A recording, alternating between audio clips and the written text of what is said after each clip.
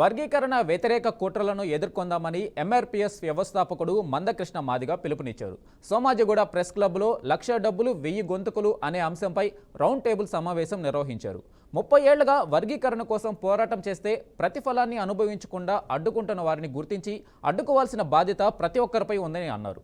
రేవంత్ ప్రభుత్వం వర్గీకరణకు అనుకూలంగా ఉన్న జాతీయ పార్టీ అందుకు విరుద్ధంగా వ్యవహరిస్తుందని ఆరోపించారు. తక్షణమే రాష్ట్రంలో వర్గీకరణను అమలు చేయించుకునే దిశగా సమిష్టిగా ముందుకు సాగుదామని పిలుపునిచ్చారు.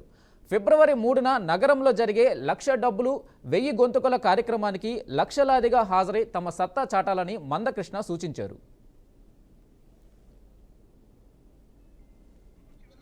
శక్తులోమో వాళ్ళ ఆర్థిక బలం, వాళ్ళ రాజకీయ పలుకుబడి, వాళ్ళ మీడియా పలుకుబడితో అడ్డుకోవడానికి ఇంకా ప్రయత్నం చేస్తామని వాళ్ళు ముందుకెస్తున్న సమయంలో జాతికి సాధించుకోవాల్సిన మనలోనే కొంతమంది వాళ్ళ వ్యక్తిగత ప్రయోజనాల కోసం ఉద్యమం మీద కొంత అనుమానాలు పెరిగే విధంగా, ఉద్యమంని దెబ్బతీసే విధంగా అట్లాంటి ప్రయత్నాలు చేయడం మా భావ్యం కాదని, అట్లాంటి విషయాలు మీరు కూడా చొరవ తీసుకొని మీరు ఎక్కడ ఎవరికి ఏ విధంగా చెప్పాలో ఆ విధంగా చెప్పి జాతిని ఐక్యం చేసే విధంగా ముందుకు రావాలని చెప్పి నేను సవినంగా కోరుతున్నాను.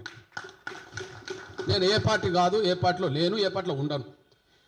ఈ 30 ఏళ్ళలో నేను ఏ పార్టీ గాను, నేను ఏ పార్టీలో చేరలేదు, ఏ పార్టీలో చేరను. జాతిని గెలిపించడం కోసం 100 మార్గాలు వెతకాల్సి వచ్చింది. చాలామంది అంటారు కదా, పలానైన కాళ్ళు పట్టుకున్నాడు అని. సోనియా గాంధీ చేతులు పట్టుకున్నాను కదా, ప్రధానమంత్రి మన్మోహన్ సింగ్ గారు గదవ పట్టుకున్నాను కదా, రాహుల్ గాంధీ గారి దగ్గరికి వెళ్ళి చేతులు పట్టుకున్నా కదా. కాళ్ళు పట్టుకునే కాడ కాళ్ళు పట్టుకున్నాం, గదవ పట్టుకునే కాడ గదవ పట్టుకున్నాం, కడుపులో తల పెట్టే కాడ తల పెట్టుకున్నాం, యుద్ధం చేసే కాడ యుద్ధం చేసాం, గెలిపి